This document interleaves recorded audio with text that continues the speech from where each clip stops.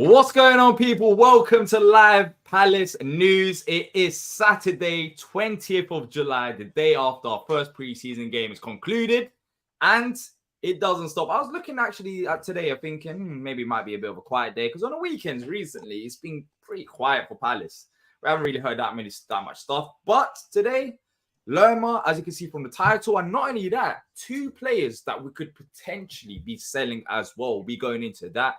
And a youngster that we've been linked with, answering your questions, much more, as always. General Palace chat, keeping you up to date with everything. Trying to stay consistent so far this week, 6 out of the 7 days we've been here.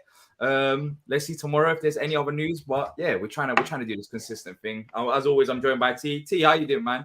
You're not in the office? I'm good, bro. I'm good. Weekend? You got some time off? Yeah, man. A little time. Enough time to tap in with you in the chat, man. Yeah, literally, it's always a pleasure talking to the chat as well. And also, people that's watching on replay, I'm trying to reply to as many comments as possible as well on the replay. So make sure to send in your comments throughout the show. Hit the like button, subscribe. Thanks to every single one of you that do that throughout all these shows as well, especially if you enjoy them. It takes a second of your time and it helps us out a lot.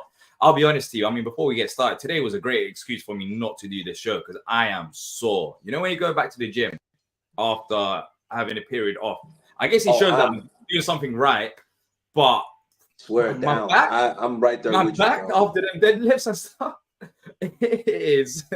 Hey, right now I can't move. I'm in pain. Even right now, doing this pain. I'm right there with you. I just got back working out and stuff, and then actually for a retreat from my job, we decided to go to a rock climbing gym. And I've never really done that before. Like rock climb, my wife does a lot of rock climb. I've never done it, man. How often do you go to gym?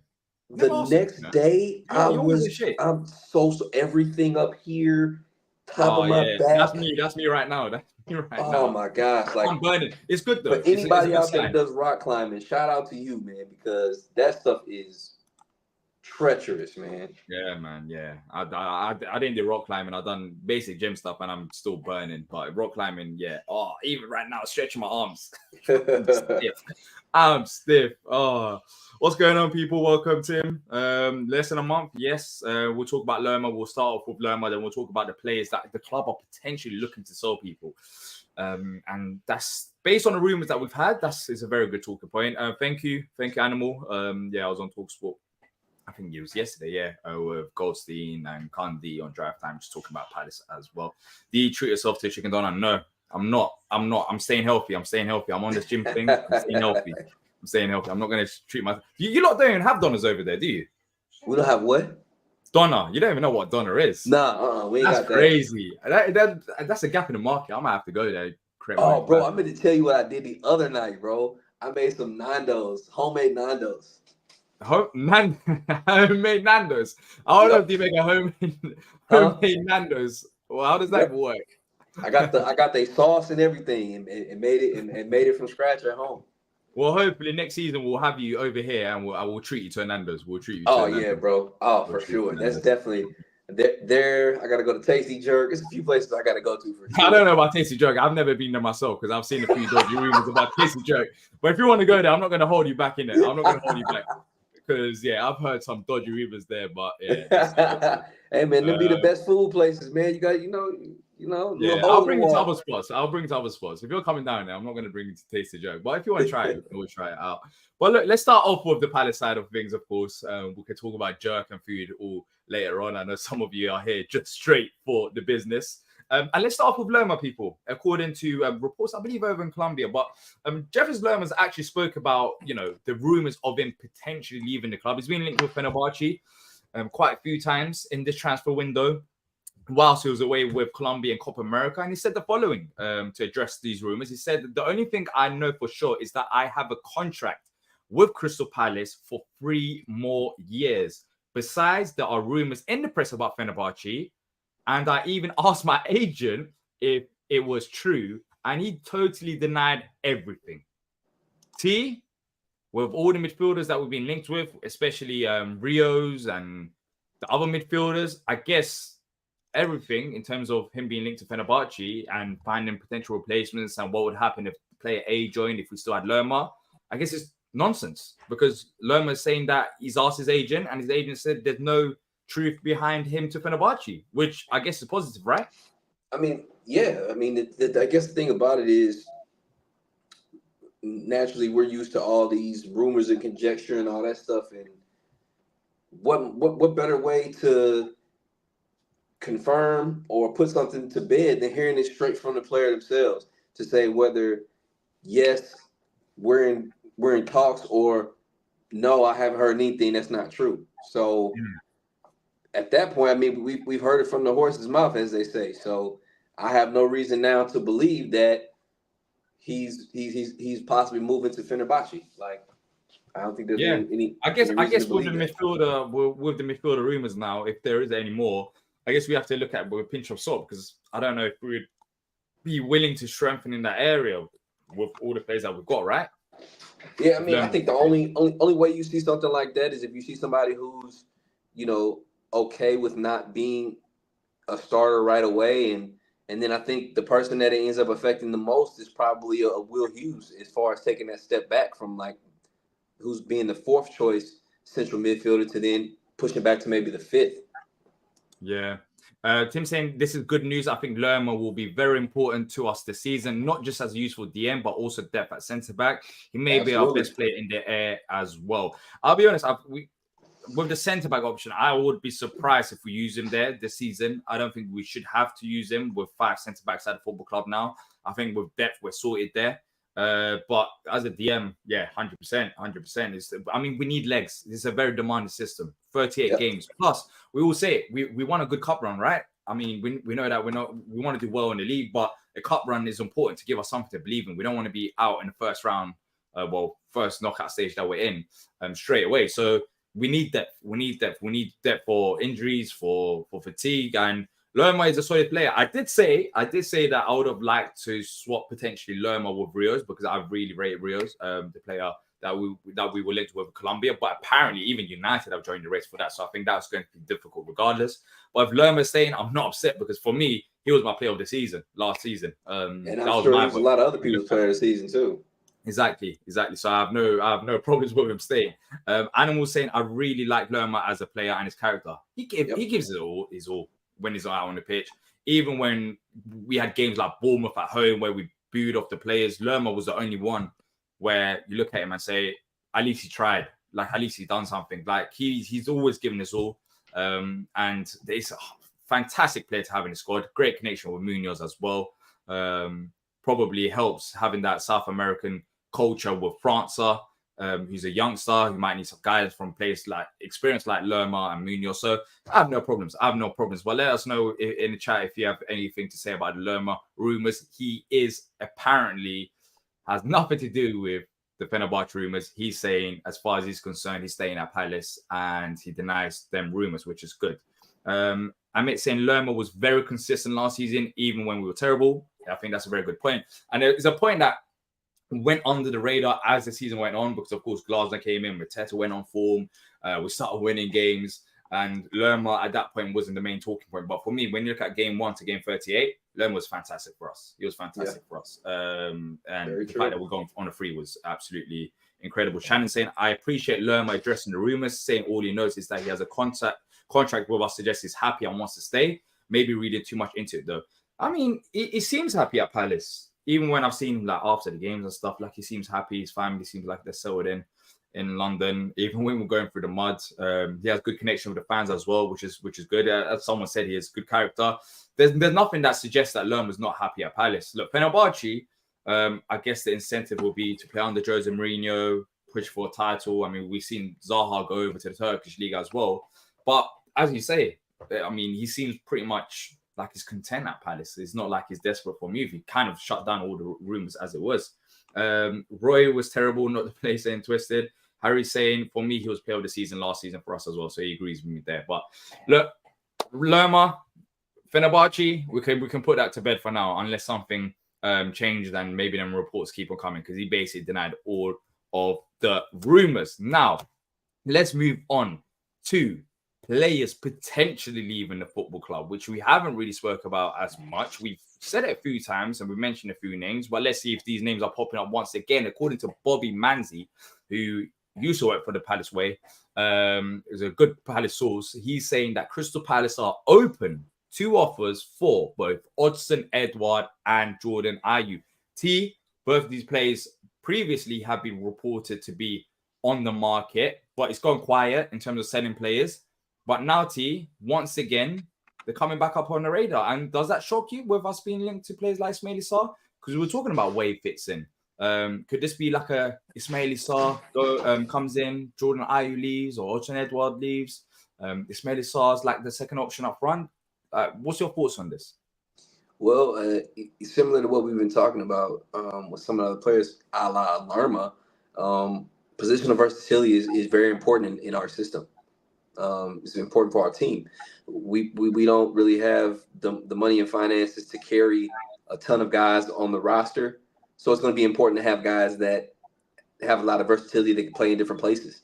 Jordan Ayew has been of that ilking for us as of late, whether it be playing on the right, playing on the left, playing up front. People have been saying that he could do a job for us at right wing back if we needed him to, which I think if it came down to it, he could.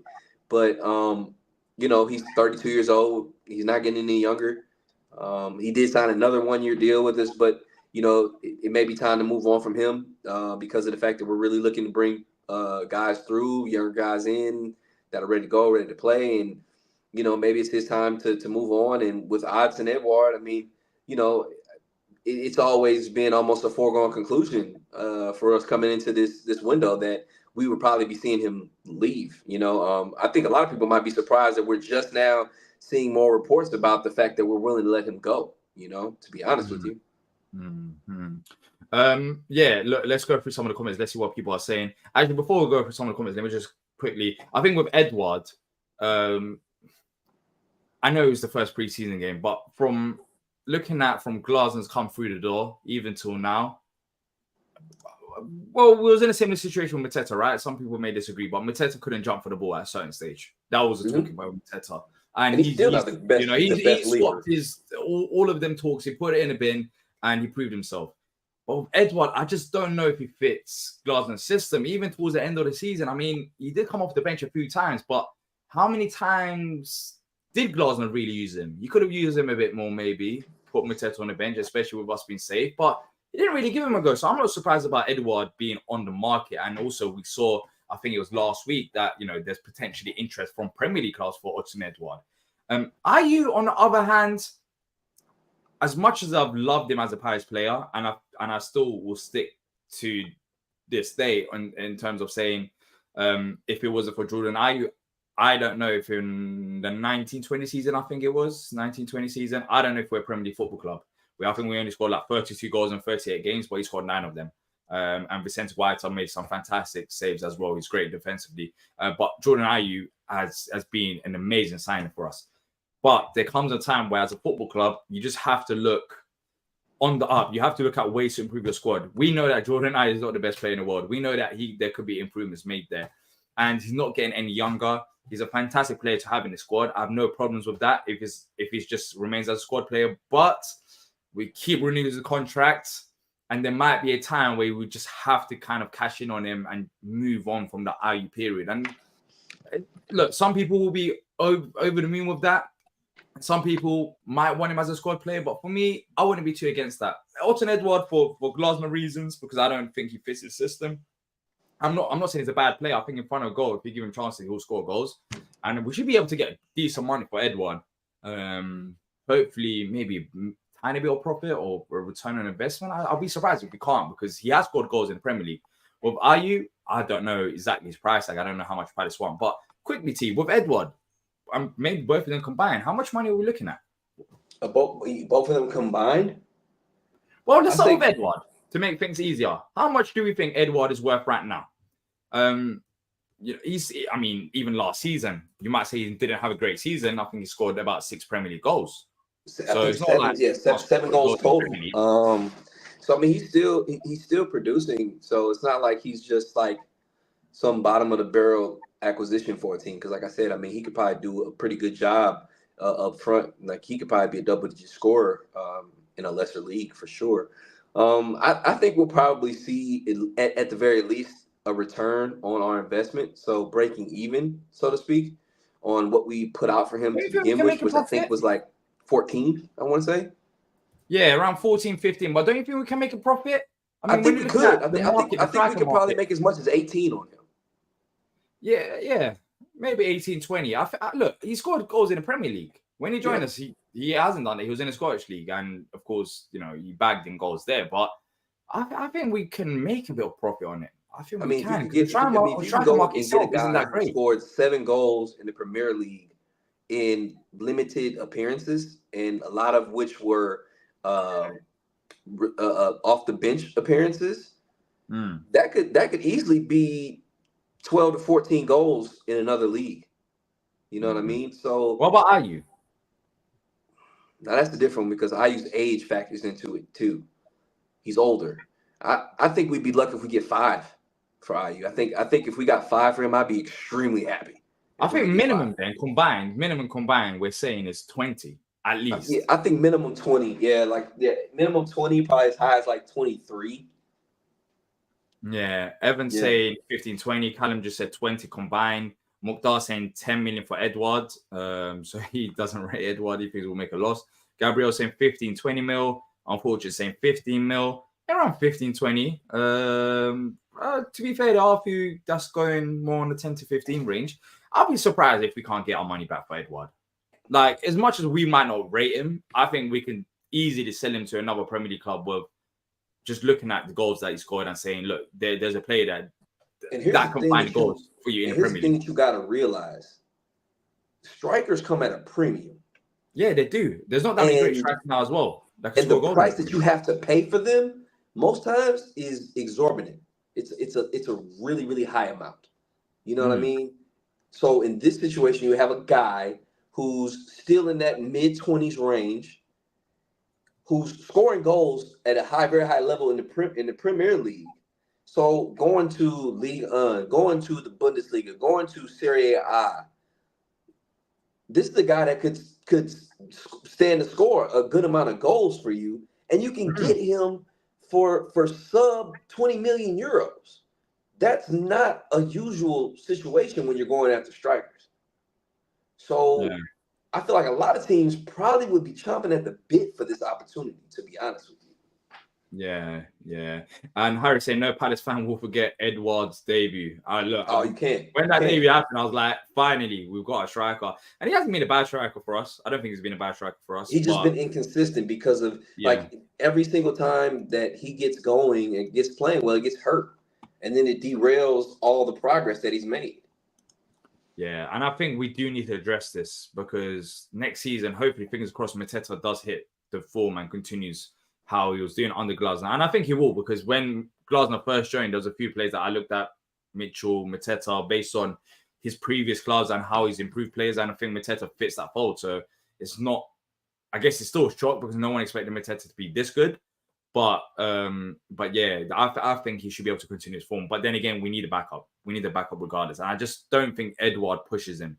I don't think Edouard is a serious backup at this current moment of time because I just don't get the sense that Glasner sees him as that kind of option. And maybe it might be a confidence thing. It just depends on the situation. But yeah, I look. Then again, I've said this a few times. I don't know who comes in if we were to sell Edouard, as we just be making a claim that the striker market right now is not great at all. I think we have to temper our expectations of what we're going to be getting from that player that we bring in. You know what I'm saying? Like we're not going to be. I don't think we're going to get some ready-made guy who's just going to come in and we know he's going to push Edouard and possibly be in the starting position. I don't think he's going to be that kind of guy because you're probably going to have to spend a pretty penny to get someone of that ilking. I think we'll probably get like target more of like a young and upcoming guy from a lesser league who could have a high upside and potential where he won't be unsatisfied with sporadic appearances and things like that, but he'll be ready to learn, and then possibly in a year's time or 2 years time when we're talking about Mateta going elsewhere, possibly he's ready to step in. Yeah, do you think Ismail Sarr, who's been rumored with us, we spoke about him yesterday, do you think that he could cover both Ayew and Edouard? Or do you think we would, if we were to sell them two, we need two other players to join in their place? Could he? Yes, I think there's that possibility just because we know he has the experience of playing on the wing, having experience playing up front, and even a little bit of wing back too. I guess it's just a matter of, do we want to stretch ourselves thin with one guy in that situation to cover all those things? And honestly, I think with where we are, with probably the amount of funds we have, I don't think we have to do that. I don't think we have to just settle for one guy to try to replace both of those players. So if we wanted to, I think we could get two guys with the money that we have. I guess it's just really how they're looking to spend in the market, to be honest. Yeah, Kyle saying Edouard always to be a step away from making something happen. Don't know if it's a decision-making issue or a confidence issue. Seems to always look back and say he was close to something that day. Yeah, just always off. It's always something off it. And I was a massive Edouard fan. Like, I rated Edouard more than Mateta. Yep. And that goes back to many arguments between you and Patrick. Yeah, Shout out to Patrick. Yeah. I mean, we were in the mud during them times anyways. I thought wasn't under Hodgson. Or maybe it was under Vieira as well. I mean, we spoke about him under Vieira as well. It was both. It was a little bit of both. Yeah. Yeah. But then again, one wasn't great, and then the other, they both had run of form. But I with Mateta, I'm not going to shy away from it. There was times where I did make the claims of, why did we sign him on a permanent deal? Did we rush into a deal? I have said that. I'm not going to hide away and pretend that I haven't. And thankfully, so far, he's proved us all wrong. Hopefully, he continues the next season because he's looked very good under Glasner. Let's go through some of the comments before we go on to the next bit of news today. But by the way, people, if you're just joining us now, if you haven't already done so, subscribe, like the video. Thank you to all of you who have done that. We are edging closer to 5,000 subscribers. Let's keep this Palace community growing as it has been over last season and season before and stuff. But yeah, it's great. It's great. Right, say maybe Ayew can go somewhere that will make him smile. That'll be very hard. It'd be very hard. Thank you, Lee, for that as well.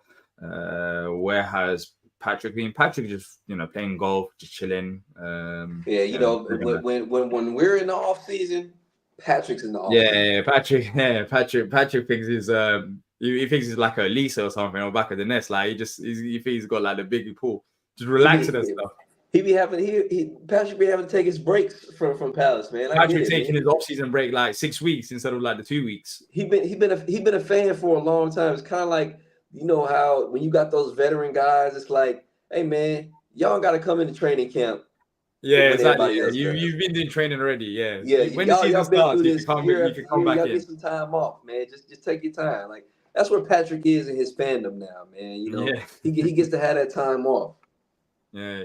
Yeah, actually, Patrick does not like rumors as well. I don't. Yeah, that's up to him. Yes, he says that all the time. He will come on and he will talk about it after it's official, when somebody's been brought in. But he does not like the rumors and conjecture. He's not that guy. Yeah, I get him. I mean, he's been supporting Palace since I don't know what he put since banner, but since like 19. He said like 70 something. Yeah, 70 something. Yeah. So he's probably seen a ton of rumors more than us. Maybe we'll turn to Patrick in the future. He's probably seen so much bullshit and letdowns and all kind of stuff, man. Like I can't even imagine. Well, look, we're working behind the scenes anyways. We're working behind the scenes. As you can see from the thumbnails as well. I don't know if you lot enjoy it compared to the previous Palace News thumbnails, but we've been sorting out stuff. Hopefully more content next season as well. So as much as we're doing the shows, there's other stuff that I'm doing behind the scenes to try and improve the channel and the quality. So hopefully we'll reach it to the levels where this is just a nice hub for all Palace fans. Let's move on to the next bit of news. And then if you have any questions, send them through now. We'll pin them and we'll answer them before we wrap up to the show. We've got an update from Christopher Michel. I believe that's how you pronounce his name. But there's a player, 18 years old. And funny enough, I was actually looking at what club he plays for. But but he plays for a club over in Mali. So not a traditional. He's Malian. Yep. His name is Sekou Kone. He's an 18-year-old midfielder. Crystal Palace, Man United, Salzburg, and Wolves are keeping a tab on the 18-year-old who impressed at the Under-17 World Cup last winter, with the fee likely to be €1.5 million to €2 million. T, of course, is saying I left this to last because he's an 18-year-old and no big fee, and it's not like a significant report. But I barely hear any rumors, or if any, of being linked to a player who actually plays at his home nation, like Mali, for example. We haven't been linked with that many players that play over in Africa. No, we really haven't. Not to say that we don't have African players. We don't get African players, but we don't tend to get them directly from Africa. You know what I mean? Like we're not going out there and getting kids straight from like the Right to Dream Academy in Ghana. You know what I mean? Which we should. Like this is the one of the best ways to get talent for a lot cheaper. I think the report said this kid's only gonna cost like 1.5 million. Yeah, 2 million euros. And if this kid ends up being really good, it's like that's a crazy amount of profit that you could see very easily. It's nothing. There's no risk. It's interesting to see that, and lets us know that maybe we've shifted towards starting to scout directly in Africa. Yeah, maybe it's not even that scouting over in Africa, maybe because apparently he impressed at the Under-17s World Cup, and I think that's where he's caught the attention. So they found him on the national but it's level. still interesting to hear, players play back home, because we don't really think about that kind of market, which maybe we should, because I think Africa in general, there's a lot of probably unhidden gems. Because I know this even from like Turkey, for example. There's players that don't really get opportunities because they're not at the right place at the right time. But it is like a footballing country in Turkey, and Mali, for example, is a footballing country as well. But that continent is an area that we target Europe, South America. Maybe we could do something different. It might be a case of when you're scouting some of these players, it might be a bit more difficult in terms of looking at the competition that they're playing. The level might not be as high, so it might be a bit harder. But yeah, it might be. Look, South America has become the go-to spot now for a lot of Premier League clubs, but not many have looked at, for example, Africa as a player that we can try.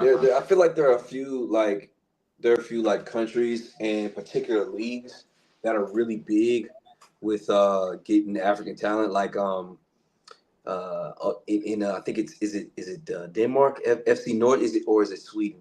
FC Nordsjælland, they're really big. They have like a relationship with the Right to Dream Academy, so they pull kids out of there. So like Simon Adingra, Ibrahim Usman,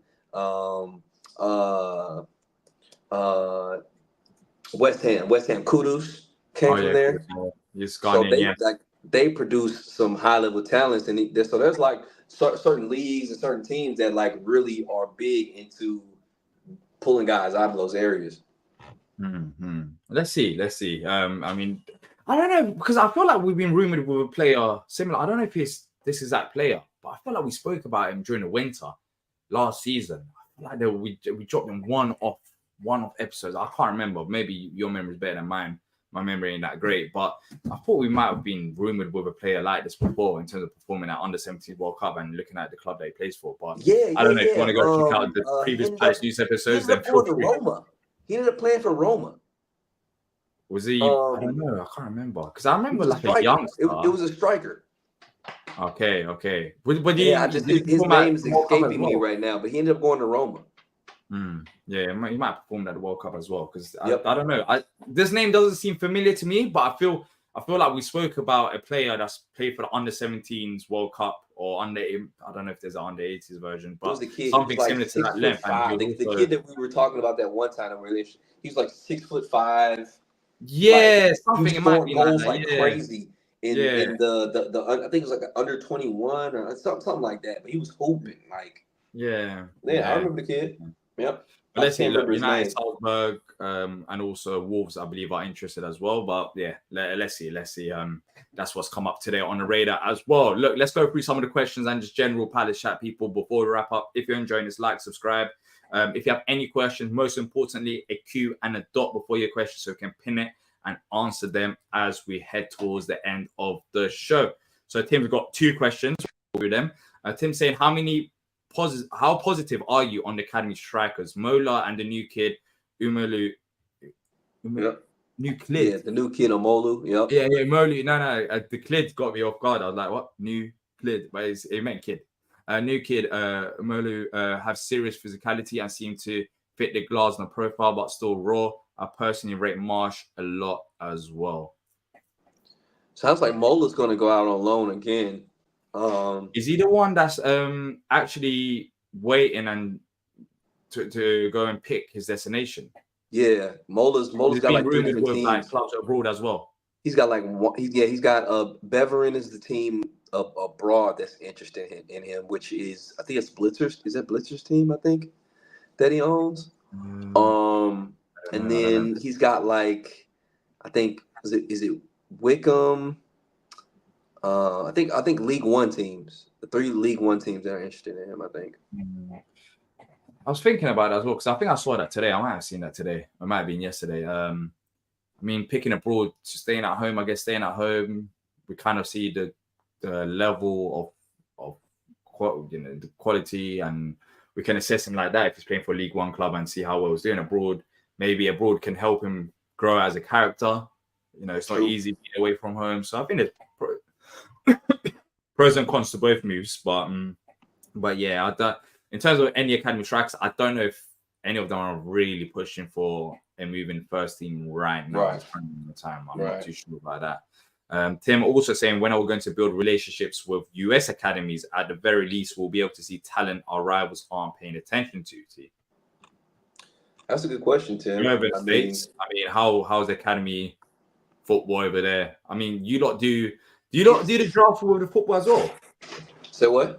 Do you do draft with the football there as well? You know how there is an NBA draft. Mm-hmm. They do an MLS draft. Yeah, but then they have each MLS team has their own academy as well. Okay. So is the academy level good? Do you know anything about it? It's definitely, I would say it's fledgling. It's getting there. You know what I'm saying? It's like there are some like, okay, for instance, one of the best examples I can give you of MLS Academy success would be wasn't there like a 14-year-old kid the other day that dude is at Bayern now. What's his name? Antonio Davies. Okay. Oh yeah. He's an MLS Academy product. Okay. There's also a kid the other day. Christian Pulisic is an MLS Academy product. Okay. Weston McKennie, the kid Kevin Sullivan is who you're talking about, the 14-year-old. Yeah. Yeah, he just made his MLS debut at 14 the other day. Yeah, and also, I mean, when you look at the States, I just think it's massive, and football culture is growing there. I think there must be gems coming through. Like it's coming through, and it's like I said, it's on the rise. I think the biggest issue with American academies that's holding it back is pay to play. What does that mean? So for a lot of these kids, in order to get into these academies, you have to pay to be in them. Okay, to be in academies. Yeah, so you got kids and their families that are paying thousands of dollars for these kids to get into academies. Why is it like that? Do you know? Because America's about capitalism. It's a capitalistic society. But still, like they want that as well. Like, but why would you? Maybe is the money not involved as much? Like these clubs not maybe there should be MLS clubs, right? They should be financially stable to. That's ridiculous. It's nothing more than American greed, bro. That's literally what it is. I mean, because that's ridiculous, though. Like here, there's greed in the UK as well, of course. But when it comes to academy, I mean, that's the investment. You set up your academy for cities like Palace. We don't tell our academy players to pay us. I mean, we've set up literally a facility and we pay millions a year towards that facility to run that facility. You know what I'm saying? But what we want to return is them to be developing at a good rate, and And also I to think that's develop what's into messed their up about it is because there are obviously examples all over the world of academies that are set up, that are run, that are successful without the need to charge players and their families to be there. In the United States, soccer is one of the most expensive sports to have your kid in because of the costs that are associated with it. So I think, look, for those who's watching in the UK, maybe they don't know as much as like me. I mean, that's a surprise. That's a surprise because I think there is a huge potential over in the US. But when you look at it like that, then I think there's big question marks there in terms of developing some of these players. There are inherent things about American football that hold it back from ever getting to where it can be on the national stage. Is the pay-to-play aspect, which is greed. And then in the MLS, the reason why they don't do relegation and promotion is because the owners of the teams don't want to lose money. They don't want to stand to lose money. Yeah. And I mean, it's all about that's the greed case at the with end all of the day. American sports, no? It's like that in NBA as well. And Yeah. like That's the reason great business why for them. our football, our soccer will never get to the levels of other countries because there's too much capitalism rooted in the sport. Yeah, I mean that's that. The American sports has always been like that, but Yep. I'm just surprised by academies. I'm surprised by academies. I thought like, cool, you might be a bit greedy. Well, not a bit. I mean, a lot of these, of course, these clubs / businesses, that's what they are. They might be greedy, but that's just ridiculous charging parents because now it's just basically like who's a richer family, and it's like picking the best out of the richest family rather than picking the best talent. So, I mean, I think personally the FA over in the US should, try to solve that problem because I think that's a problem in terms of developing these players to even the US men's national team, especially if their pathway's being blocked. There might be some talents that's just going through under the radar, but yeah, that's ridiculous. I didn't know that. What, you learn something new every single day. Let's move into K Chambers. A question saying to you, who do you think will be the biggest impact player next season? Biggest impact players for us next season. Mateta, Eze, Wharton. I think Decore is going to come back and have an unbelievable season for us. Like, there are so many guys, and I think really it's kind of like a collective. You know what I'm saying? Like, I think the impact of the team, like all these guys coming together and pushing forward, like that's what I really want. You know what I'm saying? But I mean, we have so many talented players, man. Like that you just want to. I think you want to see us continue on the trajectory that we're on. Honestly, I think that's the thing that's the like we talked about earlier a couple of days ago, D, about what a time it is right now to be a Palace fan because you see what the trajectory could be for our club and these players. Yeah, I think personally, Kamada maybe gone on the radar from the neutrals because I mean there's still talk about Elise replacement and no one really mentions that we got Kamada. So I think Kamada could have a nice impact next season. But there's a few things as mentioned. With your shouts, so nothing wrong there. Liam saying, I saw that Palace were preparing a bid for Emil Smith Rowe of around 35 plus add-ons, but Arsenal are rejecting. Should we still pursue him if true? We actually spoke about this yesterday, but just quickly, based on yesterday's reports, Glasner really wants him. And if they want 35 or 40, including add-ons, and we bid 35, I think we'll get the deal done. I'm not against it. I know the price is high. But then again, I also saw a report today that Arsenal apparently, Arteta wants to keep Emil Smith Rowe, so it's a bit confusing. Yeah, I mean, it's one of those things. Like, I feel like if we come in and we come in high like that, if we're really centered, like throwing out 30, and they're like, nope, we don't want 30. Like, I don't know, man. Like, I don't think you want to lose a guy over $5 million, honestly. But do we want to pay $35 million? Like, that's a lot. I mean, that'd be $8 million over the record for us. You know what I mean? So I don't know. I mean, at this point, I'm just going to trust. I'm just going to trust our front office. Going to trust Dougie and things. A lot of Arsenal fans as well. I don't know where they're getting this from, but they're getting excited about Eze. I don't know if The reason why is because I've read about this too. They think that what's going to happen is that, and one of the reasons why they're trying to pump us for as much as they can is because they want to take that money from ESR and turn around and buy Eze from us. Meet Eze's release clause and buy him from us. Okay, but yeah, today I'm seeing Eze's needed done, etc. But I haven't seen anything like that. I don't know if Arsenal sources are saying something to their fans, but yeah, I don't know what exactly is going on there. Twist is saying, can Glasnow be found out? If so, what then? I mean, only time will tell. It's hard to say if it will be found out, and if so, what then? I mean, hopefully we adapt to it. That's the dream scenario. The reason why I laughed is when this comment actually came in, someone put it in the comment section. I think it was Animal who replied to this saying, if so, then Roy comes back or something. It was funnier than what I just said, but yeah.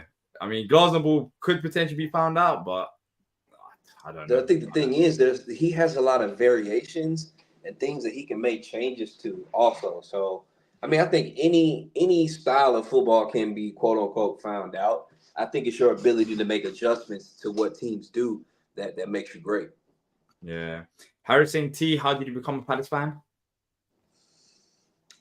Because of Wilfred Zaha. Yeah, I remember this was back in 2013, 2014. I was watching Wilf. I ended up just catching an Africa Cup of Nations game, and Wilf was playing, and I was like, "Yo, who is this dude?" And I'm a researcher, so I started researching information about him, find out what club he played for, and because I wanted to watch him more, and found out that he played for Palace, and then naturally through watching Palace, I did my research on the club, and I like what the club stood for. I like what South London was about. It kind of resonated with me, being from where I'm from here in the States. So I don't know. I took to it and started following the club, and here we are. Yeah, here we are indeed. Tim saying, does anyone know what happened with Francois? Apparently, he had another surgery. I genuinely don't know what's happened. He's not on the bench as well. It's got to be back and hamstring related because that's what the injury was. I mean, naturally, when you have back issues, like lower back issues, like he's dealing with, a lot of times it's like anatomically, it's connected to your hamstrings, which apparently was the issue that he was having, back hamstring issues. So he probably had a surgery on that back, and it's taking some time for him to get back. Like, you know what I'm saying? If we're thinking about this, you have a surgery on your back. Right now, we're in July. We're in the I don't know why did he have the surgery after? I mean, I thought he was. That's what I'm saying. Even if he had that surgery during the season, like February, March, if he had that surgery during that time, from a back surgery, he's only 3 or 4 months out from that that type of surgery. So I'm guessing that they're bringing him along, and they're probably not rushing him.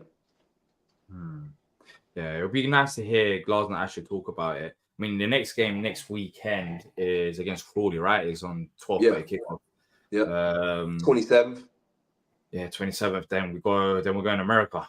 Yep. Not us, unfortunately. Maybe if the channel grows big enough during next season, maybe next year we can go all or go on a tour. But for now, it's not in our funding. If I didn't have my family vacation, I definitely would have broadcasted from it for sure. Yeah. Yeah, not for now, but yeah, Palace are going to America tour. But we're looking to do match day content as well, so we'll see what we can do. My son had a similar injury as Francois, so it's Mukta as well. But yeah, I mean Francois, there's no point in me lying. It's confusing. I thought he would have been fit, but he's not. He was not even on the bench. He was not even on the bench. But yeah, is there any other questions before we wrap up then? It's been going on for a while. If you're just joining us now, make sure to go to the start of the video where we speak about Lerma, talk about players potentially leaving the club and more, and then also going through all the questions as well. it rolled up. Oh yeah, apparently there's a video that Animal saw that someone put in the title that Eze's a done deal. It's not. Nah, it's not done deal. I don't know where people are getting that from, but let's see if something happens next week. In fact, the latest report about Eze was the fact that there's no significant interest at this current moment in time. That's the thing, man. Like you can't really sit here and decide to look at all those things, and because it's so much stuff out there, man. So much stuff going on. Like, Arsenal fans are excited. I don't know why they're excited, but they are excited. There's a bit of excitement going on there. Maybe because of Emma Smith Road, I think that they're just going the other way. I genuinely don't know. You have to ask them. Genuinely don't understand it. Like, seriously. Yeah. But it is what it is.